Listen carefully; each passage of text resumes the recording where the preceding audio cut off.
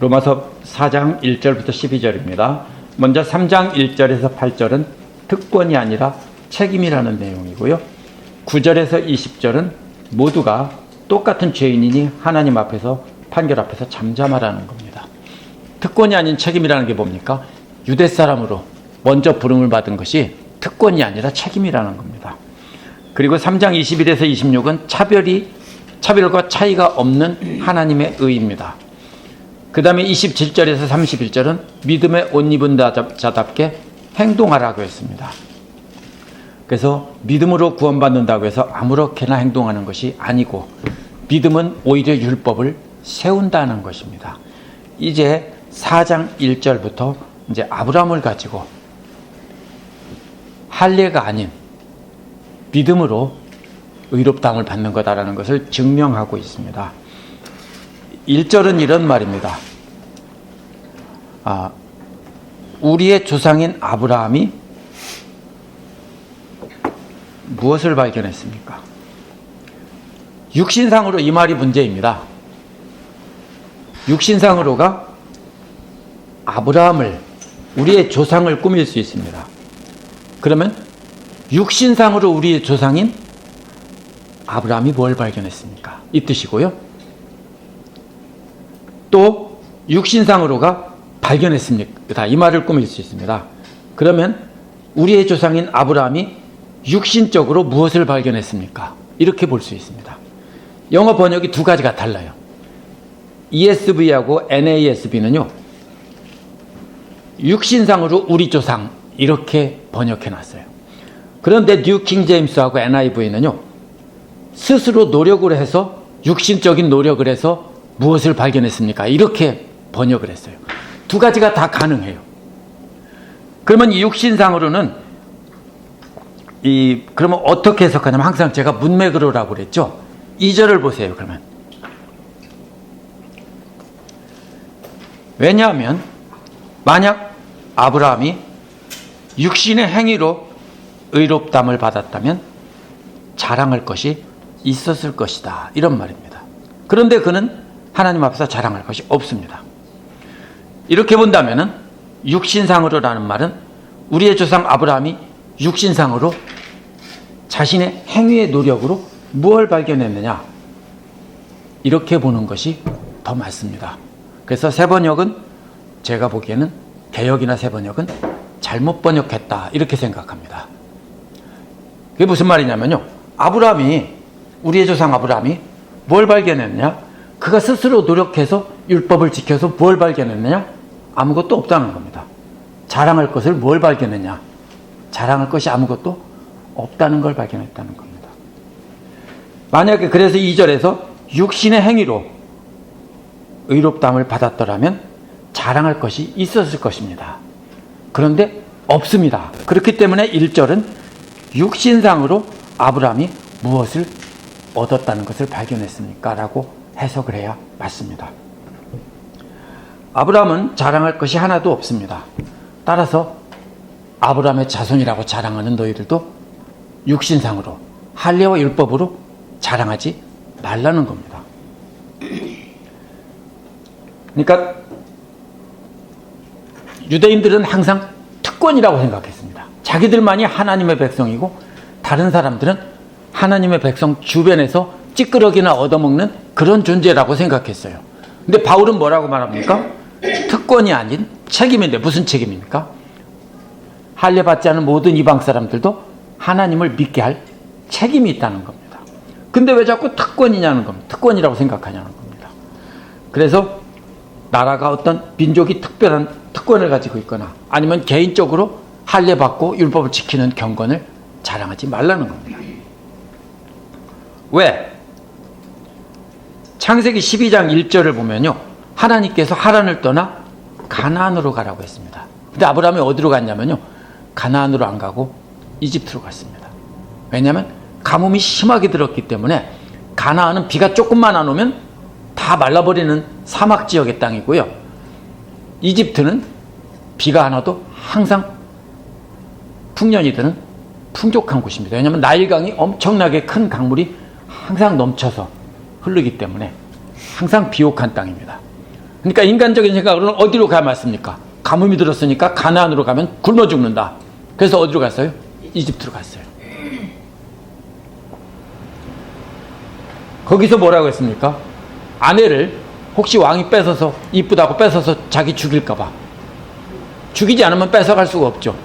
그 죽이고 뺏어갈까봐 자기 아내를 여동생이라고 거짓말을 해서 부끄러움을 당했습니다. 그게 아브라함의 자랑거리입니다. 자랑할 게 뭐가 있냐는 겁니다. 아브라함이 순종했냐? 안 했다고요. 왜 가나안으로 가라는데 가뭄이 들으니까 자기 생각으로 이집트로 가냐고요. 순종은 가나안으로 가라고 하면 가뭄이 들어도 가나안으로 가는 것이 순종입니다. 그랬다면 자랑할 게 있는데 아브라함은 자랑할 게 없었다고요. 너희들이 믿음의 조상이라고 율법 잘 지키고 순종하는 표본이라고 생각하는 존경하는 조상 아브라함도 순종해서 받은 게 아니라 하나님이 그냥 의롭다고 해줬다는 겁니다. 3절에서 뭐라고 말합니까? 왜냐하면 성경은 말한다고 했습니다. 그래서 창세기 15장 6절인데요. 아브라함이 하나님을 믿으니 하나님께서 그를 의롭다고 여겼다고 했습니다. 아브라함은 행위가 아닌 믿었기 때문입니다. 하나님을 믿었기 때문에. 그러나 믿음 자체가 의가 아닙니다. 믿음이 무슨 공로가 아닙니다. 믿었기 때문에 네가 나를 믿으니까 하나님께서 선물로 의롭다고 해주셨다는 겁니다. 여기서요, 여기셨다라는 말이 뭐냐면요, 돈 관계 아니면 사업 관계에서 쓰는 말이에요. 어떻게 합니까? 빚을 갚아야 되거나 물건의 잔금을 치러야 되는데 못 치러요. 에이, 그냥 다 치렀다고 해줄게. 그냥 퉁치자. 이게 여기셨다는 말이에요. 아브라함이 그만큼을 지불했기 때문에 하나님의 그만한 은혜를 준 게 아니라 빚을 못 갚았어요. 예를 들면 이런 겁니다. 우리 집사님들이 작은 비즈니스를 하는데 도매상에게 물건을 받고 잔금을 지급 못했어요. 그런데 도저히 지급할 수 없는 상태가 됐어요. 그러니까 그 도매상이 뭐라고 합니까? 에이, 이번에는 그냥 내가 갚은 걸로 해줄게. 이게 여기셨다는 말이에요. 아브라함이 한 것이 없어요. 그런데 하나님께서 네가 나를 믿으니까 내가 너 그냥 다 빚 갚았다고 해줄게 라고 해준 것이 바로 여기셨다라는 말이에요. 그게 의롭다고 여기셨다는 거예요. 죄가 없다는 뜻이 아니에요. 죄는 있고 불순종했는데 그냥 너 무죄라고 해줄게, 이런 뜻입니다.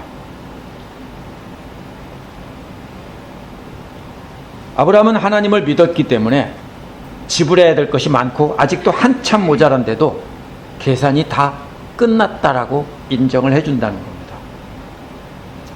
행위로는 실수가 많지만 하나님 아버지를 의지했기 때문에 인정해 준 것입니다. 믿고 의지하고 따라간 것입니다. 때로는 안 따라가지만 그래도 따라갑니다. 우리 예슬이가 초등학교 2학년 때요, 추석 다음 날, 추석 연휴 때 제가 아는 우리 반 아이의 학부모와 함께 지리산을 가자고 했어요. 그분들이 지리산 가고 싶다고 저보고 안내를 하라고 했어요. 그래서 그분 가져가고 우리 가져가고 가기로 했어요. 근데 전날 예슬이가 밤새도록 토하고 열이 나고 그랬어요. 그래서 못 가겠다고 했어요.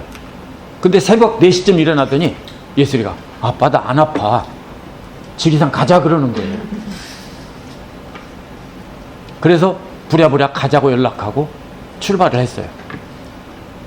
근데 지리산 거림골이라는 데 들어가서 거기서 이제 세석평전으로 올라서 천왕봉까지 가서 다른 길로 내려오는 거거든요. 온자리로 돌아 내려오는 게 아니고 엉뚱한 데로 가요.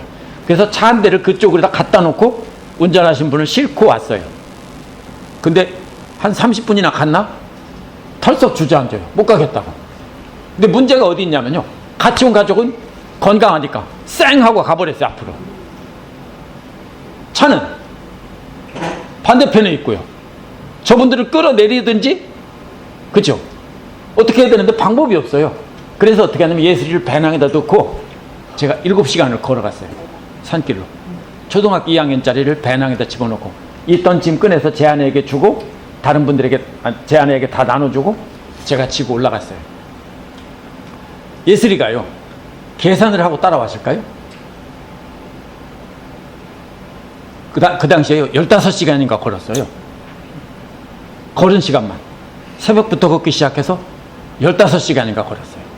그러면 지가 그렇게 밤새 토하고 열나고 그래서 아팠었는데 아침에 일어나니까 열이 내렸어요.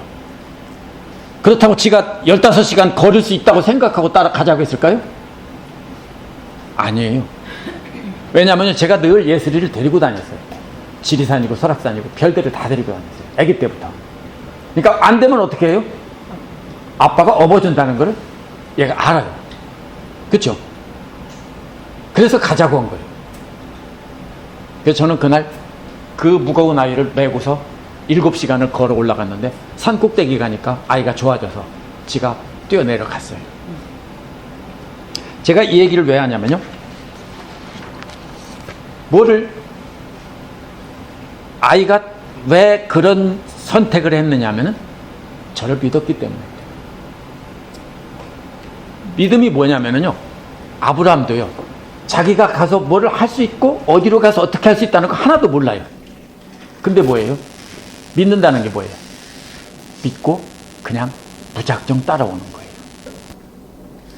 하나님께서 우르를 떠나 인도하는 곳으로 가라고 했을 때 아브라함이 계산해서 어디에 가면 어떻게 성공할 수 있겠다, 내가 이렇게 해볼 수 있겠다, 이렇게 한 게 아니에요. 그냥 무턱대고 하나님이 인도해 주실 거라고 믿고 그냥 따라온 거예요. 무작정 따라온 거예요.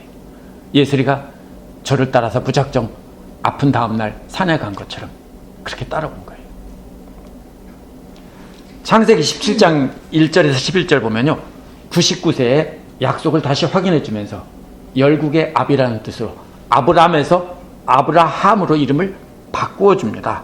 그리고 그 증거로 할례를 받게 합니다. 따라서 할례는요, 처음에 받은 게 아니라 중간에 이미 하나님께서 약속하신 것을 이루고 또 그 아들을 주겠다는 약속을 하시면서 할례를 받게 하신 거예요. 그럼 할례가 먼저가 아니라 믿음이 먼저고, 믿었기 때문에 하나님의 약속의 증거로 할례를 중간에 받게 한 거지, 할례가 먼저가 아니라고 지금 말하고 있는 거예요, 바울은요. 할례가 뭐예요? 원래 이거예요. 언약을 맺을 때는 짐승을 둘로 쪼개놓고 그 사이를 갑과 을이 지나가면서 갑이 지나가고 내가 이 계약을 깨면 나를 이렇게 쪼개도 좋다라고 선언하는 거고요. 그럼 을도 똑같이 내가 이 계약을 깨면 나는 이 짐승처럼 쪼개도 좋다라고 하는 거예요. 근데 부동산 계약 같은 거 맺을 때 하는 건데요, 만약에 하나가 깼어요. 돈을 지불 안 했거나 땅을 안 줬어요. 그럼 어떻게 해요? 증인들 보는 데서 그 사람 데려다가 쪼개는 거예요. 그게 언약이에요. 그런데 하나님과 언약을 맺을 때는 할례가 뭐냐면요, 자기 자신을 쪼개는 거예요, 둘로. 근데 반 쪼개면 죽잖아요. 그래서 남성의 생식기의 포피 부분만 쪼개놓고서는 반 쪼갰다라고 하는 거예요. 쪼개면 죽으니까 하나님께서 그럼 너 요만큼만 잘라놓고 우리 언약을 맺자, 이게 할례예요. 그러면 아브라함에게 뭡니까? 아들을 주고 열국의 아비가 되게 하겠다라는 약속을 하면서 쪼개준 거예요.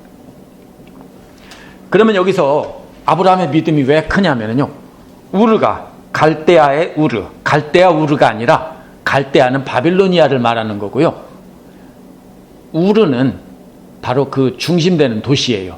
그러면 인구가 얼만큼쯤 됐냐면요, 그 고대 기원전 그 오래전에 몇천 년 전에 얼만큼요? 약 30만이 살았대요. 고고학적인 발굴에 의하면 우르에는 그 당시에도 30만의 인구가 살았대요. 그러면 엄청난 인구예요. 거기 뭐가 있습니까? 학교 다닐 때 배우신 것처럼 유프라테스 강, 티그리스 강이 있습니다. 세계 4대 문명의 발상지가 바로 메소포타미아 문명의 중심지가 바로 우르예요. 그러면 그렇게 발달되고 잘 사는 나라에 살던 사람이에요. 그 사람은 뭐 이스라엘 사람이 아니에요. 바벨론 사람인 거예요. 그러니까 오늘날로 말하면. 근데 하나님이 거기를 떠나라고 했을 때 무작정 떠났어요. 그렇게 좋은 도시, 교육 수준이 높고 문명이 발달한 아주 살기 좋은 도시를 떠나서 아무것도 없는 데 가서 사막에 가서 텐트 치고 살면서 따라오라고 했을 때 따라갈 수 있겠냐고요. 혹시 할 수 있겠어요? 뉴욕의 가장 번화한 곳에서 최고 좋은 집을 짓고 엄청난 비싼 집에서 잘 먹고 잘 살고 있는데 갑자기 하나님이 너 일어나서 아프리카 콩고로 가라 하면 가겠어요? 혹시 가실 분 있어요? 이게 아브라함의 믿음인 거예요. 믿고 따라 나섰다고요, 무조건. 그래서 아브라함의 믿음은 그러나 완전하지는 않았어요. 가뭄을 만났을 때 하나님보다 자기 생각을 의지해서 자기가 이집트로 갔던 거예요. 그럼에도 불구하고 하나님은 아브라함을 의롭다고 여겨주시고 아들을 주겠다고 약속을 했어요. 그런데도 그 약속을 믿지 않고 하갈을 통해서 아들을 얻으려고 했어요. 아브라함은 하나님을 절대적으로 신뢰하지 않았어요. 그죠? 때로는 신뢰했지만 때로는 실수도 했어요. 자기 생각을 따라. 그런데도 하나님은 그냥 너 옳다라고 여겨줄게. 이게 뭐예요? 하나님의 은혜라고요. 아브라함이 잘해서 순종해서가 아니라 은혜라고요. 아브라함은 죽을 때까지 약속의 땅을 받지 못했어요. 이삭 하나만 얻었을 뿐이에요.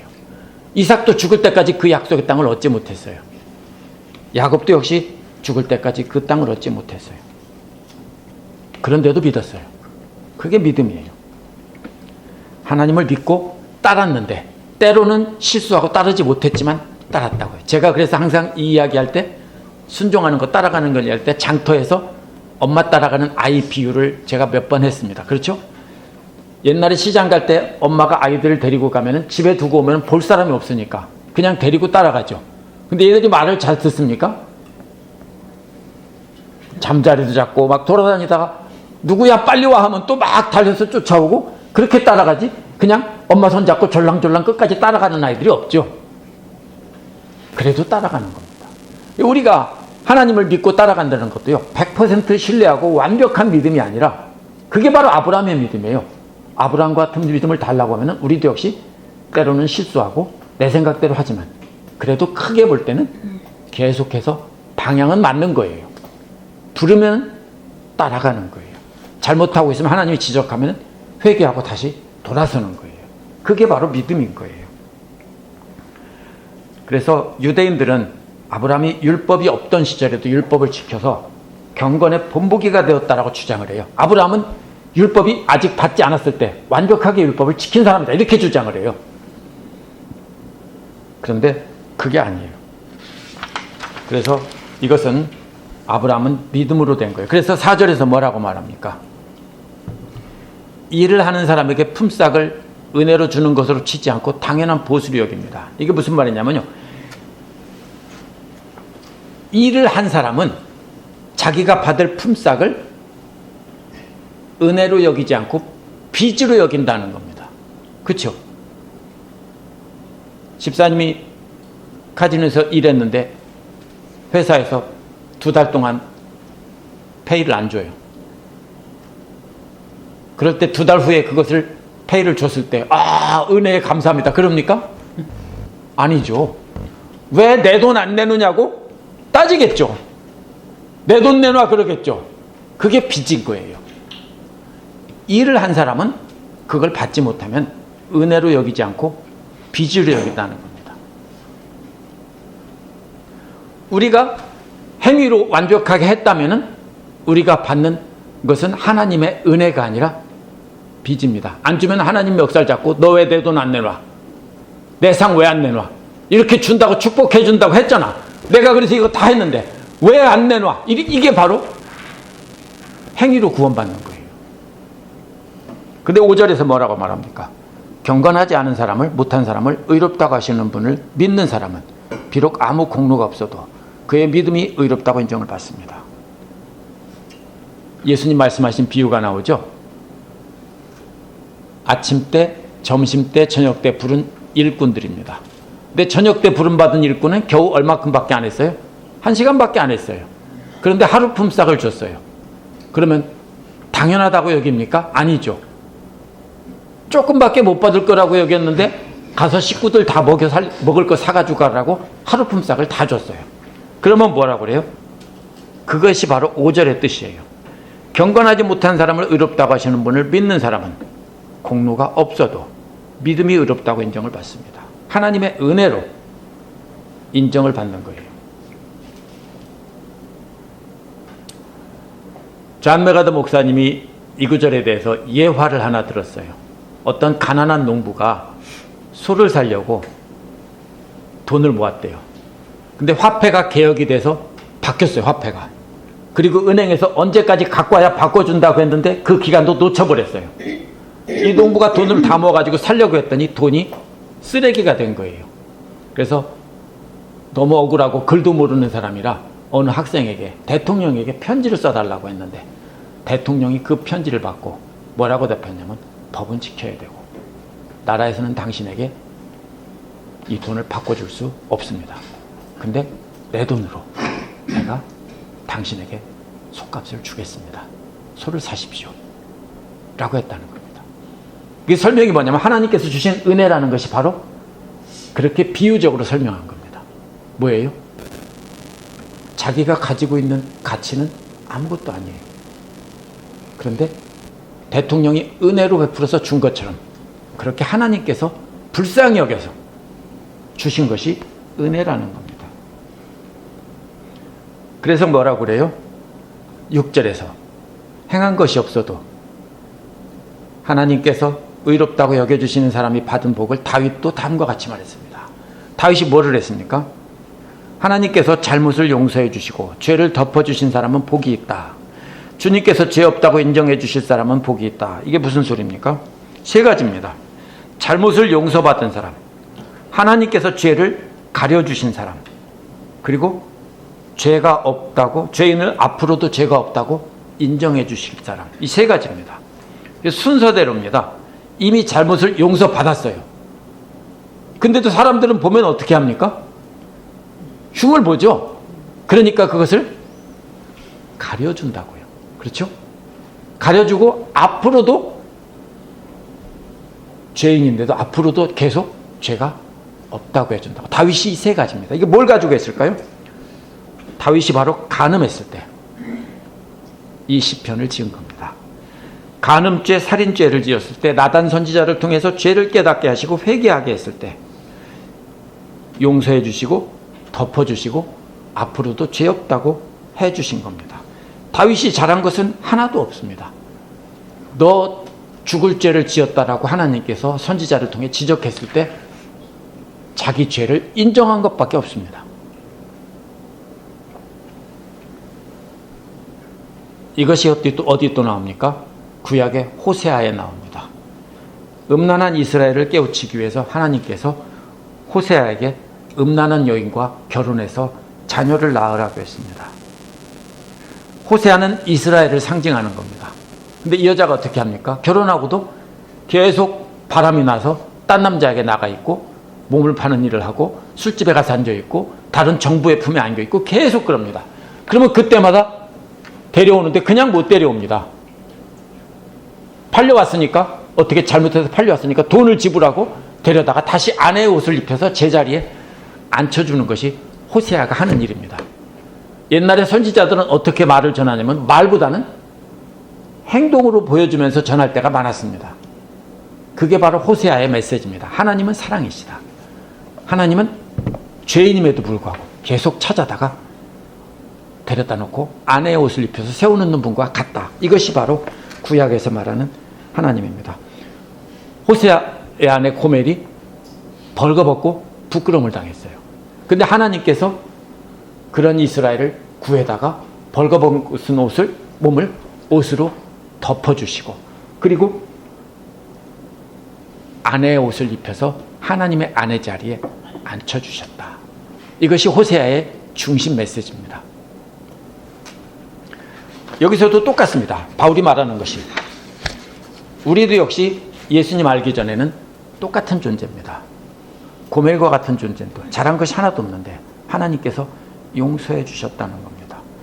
그래서 뭐라고 말합니까? 9절에서는 이러한 복을 할례를 받은 사람에게만 내리는 겁니까? 아니면 할례를 받지 않은 사람에게도 내리는 것입니까? 우리는 앞에서 말하기를 하나님께서 아브라함을 믿음을 의로 여기시다 하였습니다. 원래는 어떻게 하는 거죠? 그런 여자들은 돌로 쳐 죽이는 게 맞는 겁니다.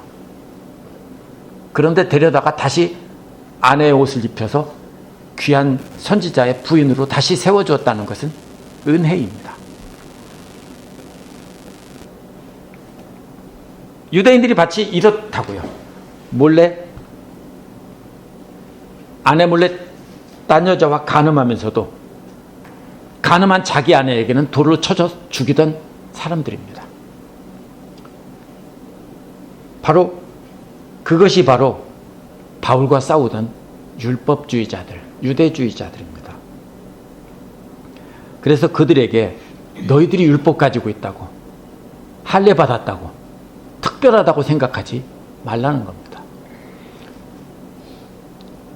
10절에서 보면은 아브라함이 어떻게 의롭다함을 받았습니까? 그가 할례를 받은 후에 되었습니까? 아니면 할례를 받기 전에 되었습니까? 할례를 받기 전에 다 됐습니다. 그리고 할례는 나중에 받은 것입니다. 그래서 11절에서 뭐라고 말합니까?